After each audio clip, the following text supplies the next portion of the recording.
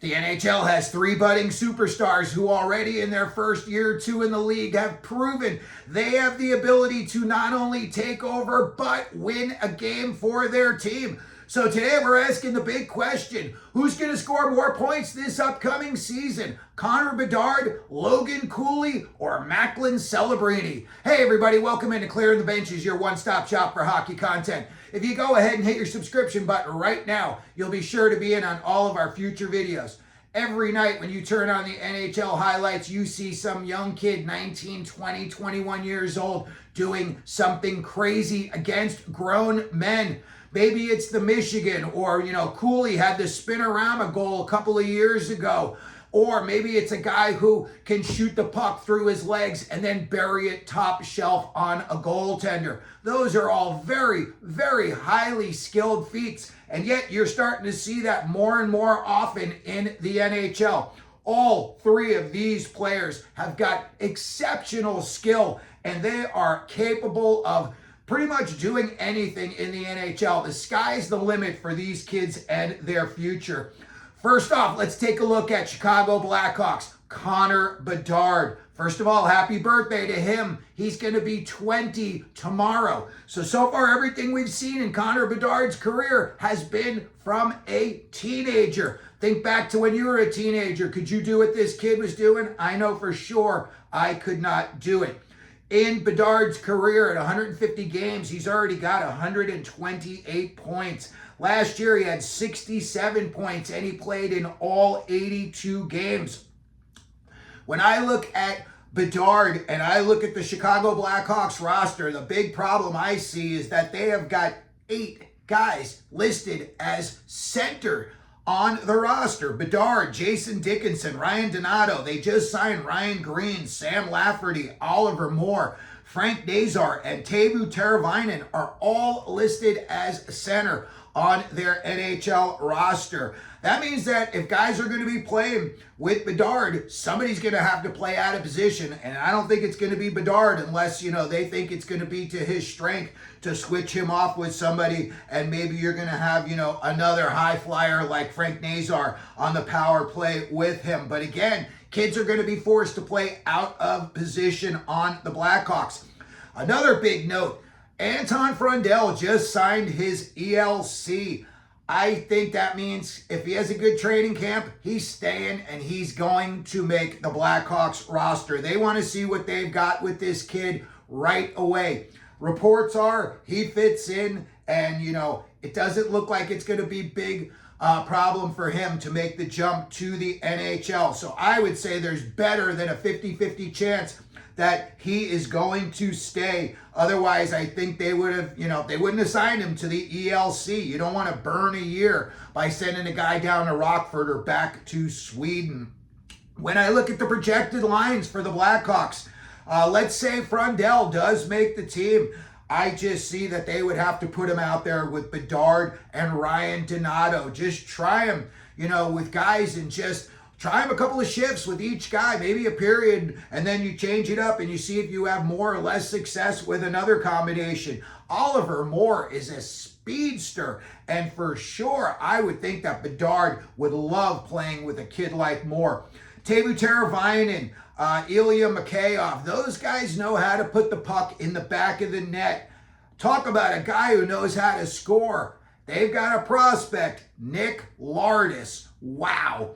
When you see what this kid does at the NHL in a couple of years, you're going to really see Bedard shine then. And also, they've got another two-way guy in Sasha Boisvert. I think if either one of those two kids were to make the roster this year, I would think that Bedard is going to have an excellent, excellent year. So far, when I look at his stats, the only thing that jumps out at me is his minus. I think he's like a minus 80 in his first 2 years. He's got to get on the other side of the plus minus, in my opinion. When I think about what he could do this upcoming season, I'm going to pencil Connor Bedard in for about a 13-point improvement over last year, and I'm going to say he hits the 80-point mark in the 2025-26 season. Next up on our list is Macklin Celebrini, who just turned 19 years old. So again, you're watching a teenager right now performing all of these awesome feats against grown men. Last year in 70 games, he had 25 goals, 38 assists for 63 points. He's 6 foot, 190 pounds. You know, obviously because of his dad, he knows how to work out. Celebrini's going to hit the 200-pound mark pretty soon, and when he does, he's going to be a horse out there. When you look at what San Jose's got in the talent department offensively, Michael Misa was just taken second overall. Let's just say he has a great training camp, and they say, let's keep you at the big club. And Mike Greer says, let's just go for it like, you know, pretty much they did with Celebrini and with Smith. I know that Smith had the year of college, but again, I think a guy like Misa, considering he had the exceptional status way back in the day, he's used to playing against guys much older than him.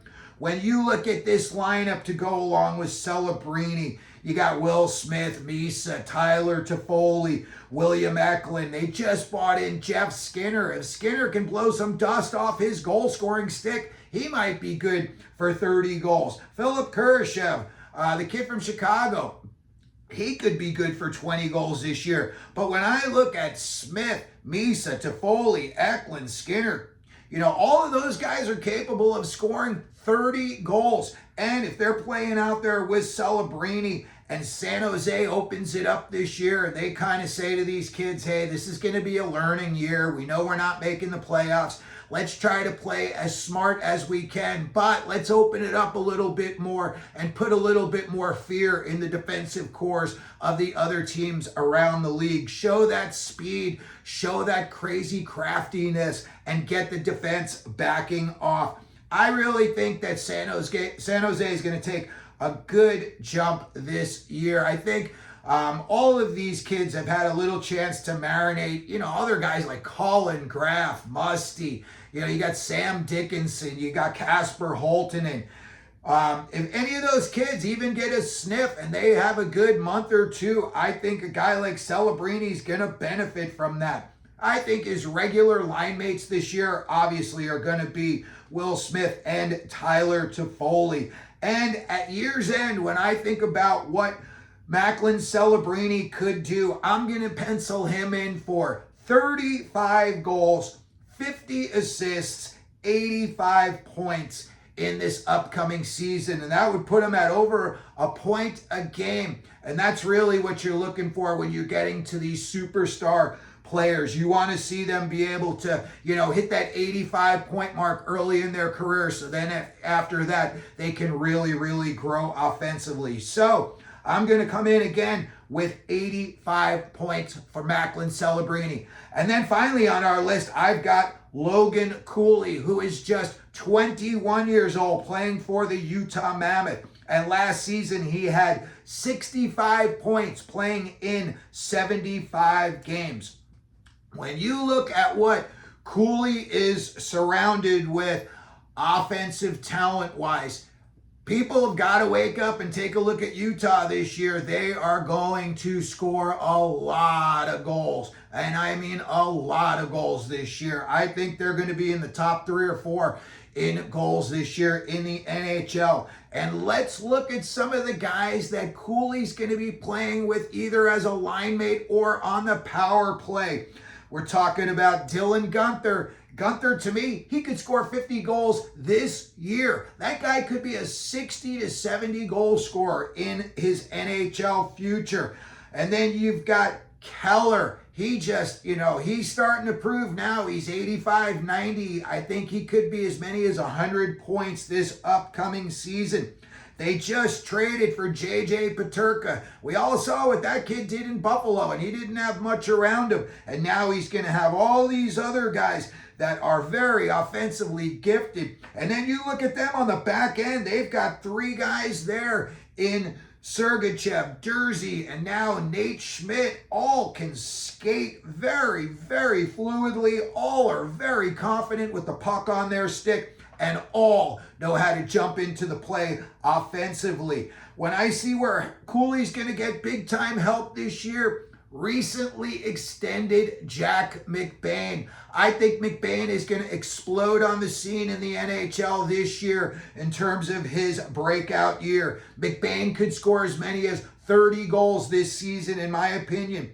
He's going to be a guy they're going to use on the power play. And they've also got other big guys like Lawson Krause they can use on the power play. They're going to put those guys out in front of opposing goaltenders, and then they're going to tell guys like Cooley, Gunther, Keller, do your thing. They know they've got the skills, and if a goalie's only got, a 40% chance at seeing the shot, these are the guys that could do it. They're going to put it in the back of the net. Again, because of all the talent that is surrounding Cooley, and because of how good Cooley is, he's a little bit older than these other two players we just talked about. But this year, I think Cooley hit some milestones. I think Cooley's going to hit 40 goals. I think he's going to hit 50 assists, and he is going to hit 90 points. If Logan Cooley, Keller, Gunther, if they all scored 100 points this year, it would not surprise me, because they are just loaded offensively. And now these kids have been around each other enough. They know how to play, on the ice as a unit. They can go up, they can come back, and they're never really going to be that far out of play from each other as far as, a nice little pass that could set up a one-timer goes.